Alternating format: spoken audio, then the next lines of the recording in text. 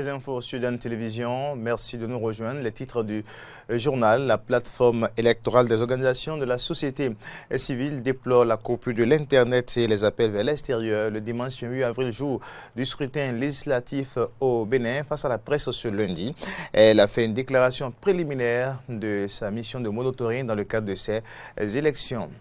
Le ministre de l'Intérieur, Saka Lafia, était dans la soirée de ce dimanche face à la presse. Il est revenu sur les incidents qui ont émaillé le déroulement du scrutin. Et puis en République démocratique du Congo, nous irons à la découverte de la petite perle des Grands Lacs. Il s'agit de l'île Idiwi. Voilà pour le sommaire.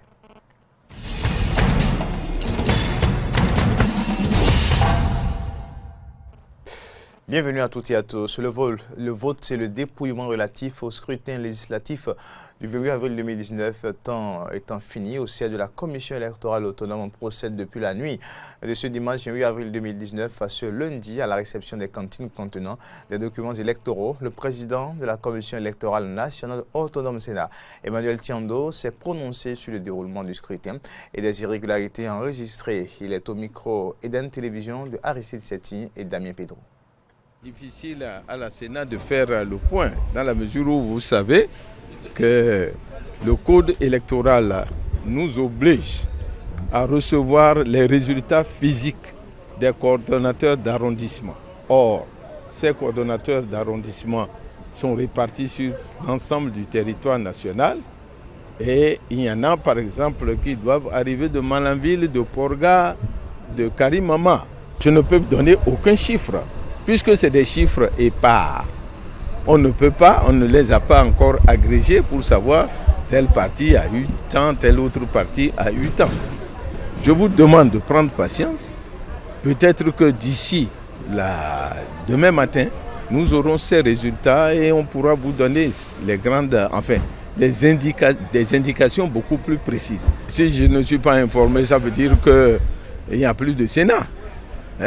Il n'y a plus de Sénat. Je suis bien informé de ce qui s'est passé dans certaines localités, à savoir des matériels électoraux qui ont été vandalisés, des urnes qui ont été brûlées et des agents électoraux qui ont été molestés.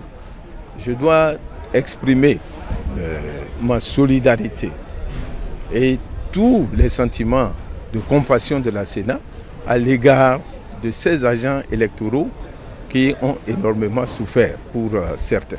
Et ça, ce n'est pas la première fois que ça arrive dans notre pays. Nous avons connu des situations similaires en 1991 et dans d'autres et au cours d'autres élections. Mais ce n'est pas une qualité et il faudrait que chacun de nous puisse tirer les conséquences, les leçons de ce qui s'est passé. Que tous les acteurs, parce que ces choses-là ne se produisent pas à partir de rien. S'il n'y a pas eu de vote quelque part, on ne va pas comptabiliser zéro. On ne va pas dire, on ne va pas mettre à la place de 0, 20. Ce n'est pas possible. Puisque si les élections ne se sont pas déroulées, on ne va pas inventer des chiffres concernant ça. Mais au terme de ce qui sera fait, en ce moment, nous allons voir qu'est-ce qu'il y a lieu de faire par rapport aux circonscriptions électorales où le vote n'a pas pu avoir lieu dans des localités bien précises. Parce que dites-vous ceci, quand on dit que dans telle commune, les élections n'ont pas eu lieu, ce n'est pas forcément à l'intérieur de l'ensemble de la commune. C'est peut-être un certain nombre de postes de vote qui ont été saccagés. Peut-être que d'autres postes de vote ne l'ont pas été et les élections se sont déroulées normalement. Pour l'instant, nous ne pouvons absolument pas présager du sort de ces localités. Il faut que les coordonnateurs d'arrondissement nous fassent leur rapport et en ce moment-là, nous saurons quelle est la conduite à tenir. Conférence de presse de la plateforme électorale des organisations de la société civile ce lundi. Au cours de ce rendez-vous avec les médias, la présidente Mme Zossou a procédé à la lecture de la déclaration préliminaire de la mission de monitoring. Il convient de retenir que la présidente a rappelé toutes les démarches menées depuis janvier 2019 pour la tenue des élections apaisées. Ensuite, ce fut le tour de Joël Ataïké-Degbe de rappeler les incidents et les insuffisances constatées ainsi que les leçons à tirer de ces élections. La plateforme a déploré toutefois la coupure de l'Internet et les appels vers l'extérieur le soir du dimanche, jour du scrutin. Nous reviendrons sur ces déclarations dans nos éditions prochaines. Le ministre de l'Intérieur aussi a fait une déclaration suite aux différents incidents qui ont émaillé le scrutin législatif du 28 avril 2019. Pour le ministre Sakalafia, sur l'ensemble du territoire, les opérations électorales se sont globalement bien déroulées dans le calme et la discipline. Mais il a noté quelques incidents qui ont entravé le processus par endroits. Écoutons Sakalafia. Le processus a connu quelques incidents, notamment dans le centre-ville de Parakou, Chaourou, Savé et Glazoué, puis à Banté, Savalou et Manigri, où des individus incontrôlés s'en sont pris au matériel de vote, aux équipements de la police républicaine et à ses hommes, à des biens privés ou à des journalistes. D'autres encore ont entrepris de barrer la route pour perturber, voire bloquer la circulation. Au total, des agents de la police républicaine ont été blessés par des armes de fabrication artisanale, notamment à Savé, et une équipe de presse a été physiquement agressée à Chaourou.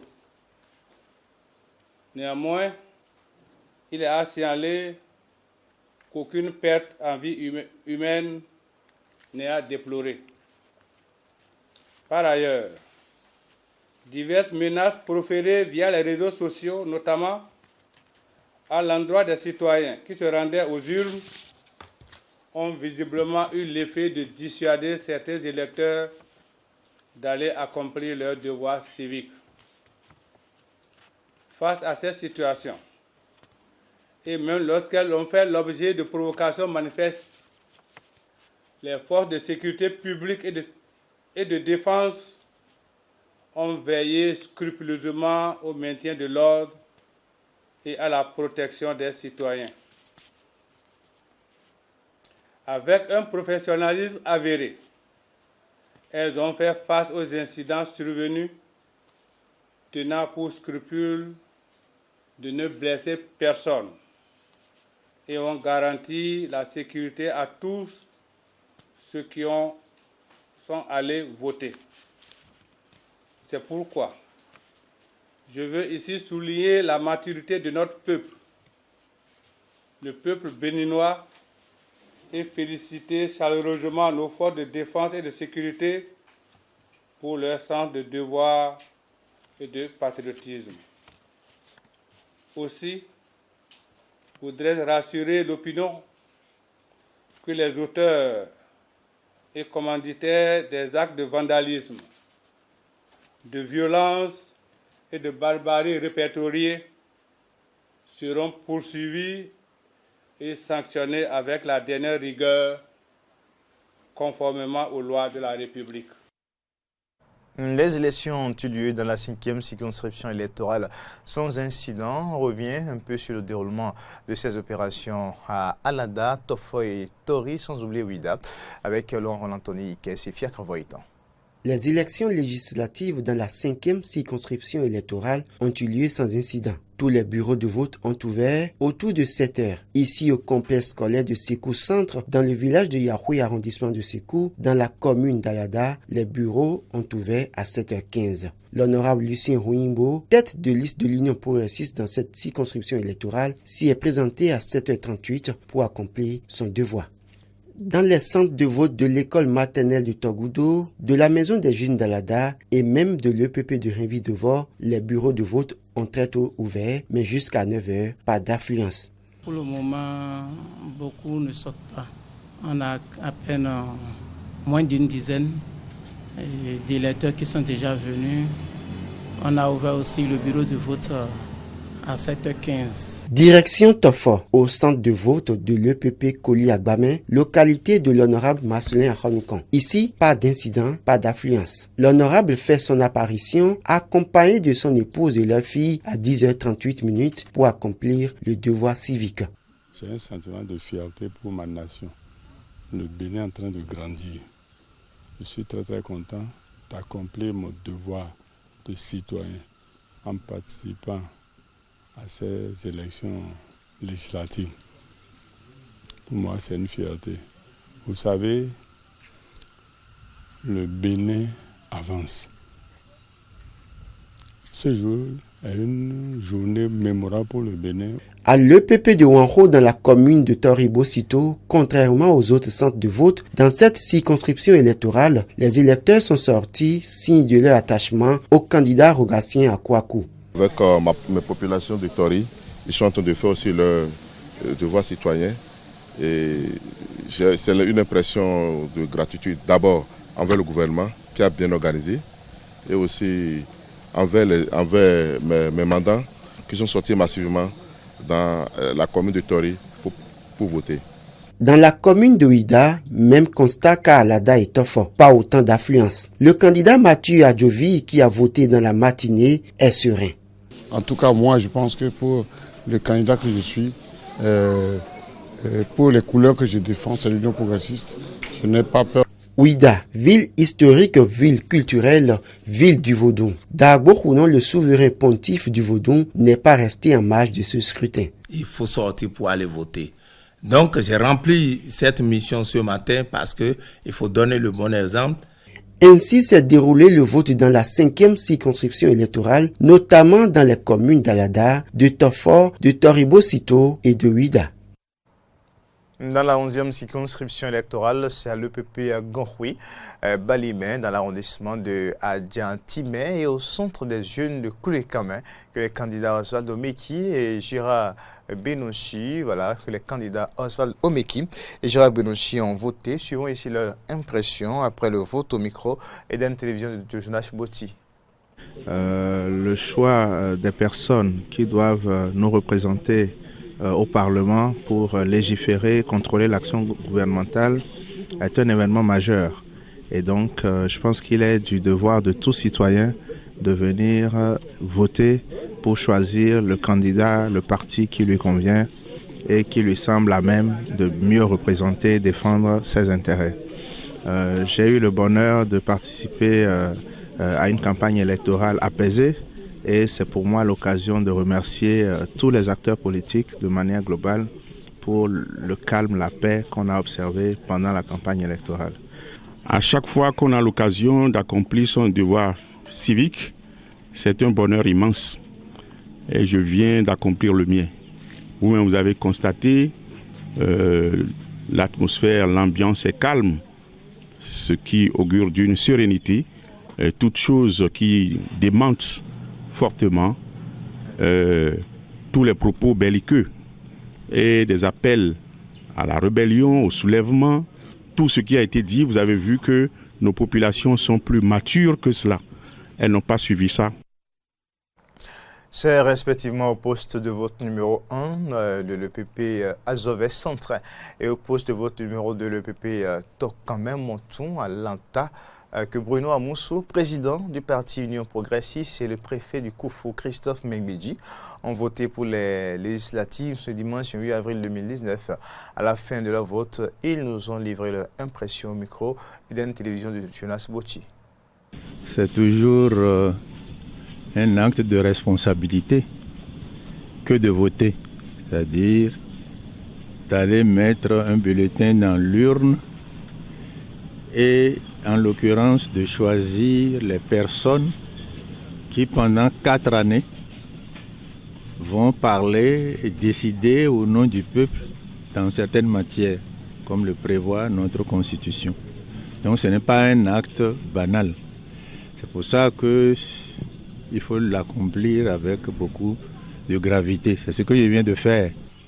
Je viens de participer à la célébration de la démocratie. C'est une fête. C'est une fête que d'avoir à choisir les représentants du peuple, ceux qui doivent voter les lois et sérieusement contrôler l'action du gouvernement. Et le devoir revient à chaque citoyen, à chaque Béninois, chaque Béninoise, de sortir pour aller faire jouer ce rôle-là. Ces élections législatives de 2019 au Bénin marquent un repère important dans la vie de Bruno Amosso, président du parti Union Progressiste. Le renard de Diakotomé, qui avait annoncé en 2006 qu'il était au midi de sa vie politique et a voté cette année pour une élection législative dont il n'est pas candidat. Quels sont donc les sentiments de Bruno Amosso qui passe donc la main à la jeunesse? Jonas Boti lui a posé la question après son vote ce dimanche à Azové. Suivons ici la réponse de Bruno Amosso au micro de Jonas Boti. La fierté, j'ai déjà dit pendant la campagne, est vieux chinon. Ça veut dire que les jeunes ont grandi, sont devenus responsables, peuvent assumer des responsabilités. Et quand c'est comme ça, ben vous êtes très heureux. Et vous voyez bien que bon, mais la suite peut se dérouler avec sérénité. Nous l'avons fait, d'autres aussi l'ont fait. Et c'est le pays qui veut ainsi. Les générations se renouvellent et ça se passe comme ça dans tous les pays du monde. Merci à vous tous.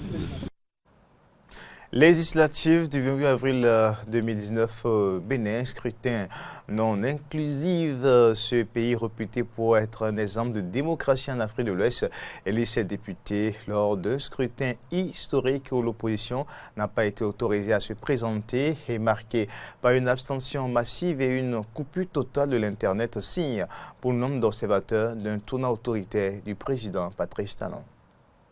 Les populations ne sont pas sorties. Sinon, sur 441, on a eu 20 votants. Maintenant, les 20 votants là, on a eu 4 bulletins nuls. 8 pour Bloc républicain et 8 pour Bloc progressiste. Et bon, en tout cas, grâce à Dieu, ça s'est bien passé quand même. Depuis le matin, j'ai parcouru environ 5 bureaux de vote.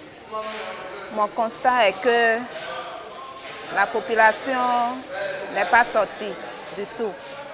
J'ai aimé ces réformes, ils travaillent. Moi, je suis à Porto-Novo. Ce qu'il fait à Porto-Novo, c'est bien. J'ai aimé ça. Et en 2021, moi, je votais pour lui. Il fait bien.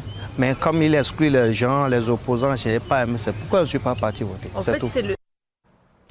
Et puis, information hors du Bénin, groupes armés, massacre de civils, viol de femmes, corruption.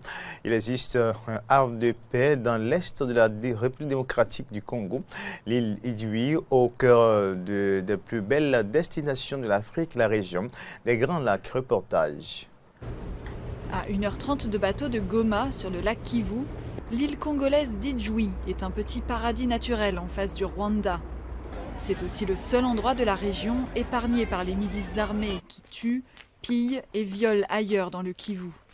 Des pionniers se sont lancés dans l'aventure du tourisme écologique et solidaire, comme Luc et son épouse Espérance, qui s'apprêtent à construire de nouvelles chambres d'hôtes sur cette plage isolée.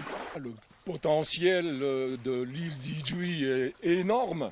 Vous grimpez sur les sommets de l'île, vous êtes à plus de 2500 mètres. Vous avez des vues sur le lac Kivu, du côté congolais, des vues sur les côtes rwandaises. En attendant les touristes, qui préfèrent encore le Rwanda, Idjouï vit de la récolte et la vente de son café. La coopérative locale achète des cerises de café à 2300 producteurs. Les petits métiers, comme ici le triage des graines, donnent du travail aux insulaires, dont 240 anciens miliciens, démobilisés au fil des ans. Auparavant, nos parents ils allaient au Rwanda pour y vendre les cafés. Mais dès qu'on s'est organisé en coopérative, on a réussi un marché local ici chez nous. Autre fierté d'Idjouï, ces ananas aux formes généreuses et gorgées de sucre. Leur récolte est assurée par une association de femmes dirigée par l'épouse du chef coutumier. Oranges, patates douces, bananes, l'île est une corne d'abondance isolée au cœur du lac Kivu. Un isolement qui a un coût. Ici, pas de réseau électrique et le Wi-Fi vient à peine d'arriver il y a 3 ans. C'est des hôpitaux, des hôtels, des auberges qui sont connectés à l'Internet toute la journée. Et les soirs, le Wi-Fi est gratuit pour le reste de la communauté. Une communauté qui compte 200 000 habitants, dont une vaste majorité de jeunes. Certains rêvent de devenir guides touristiques. Encore faudrait-il que la RDC, comme le Rwanda, assouplisse sa politique de visa. Mesdames, Messieurs, c'est la fin de cette édition. Merci de l'avoir suivi. Au revoir et à très bientôt.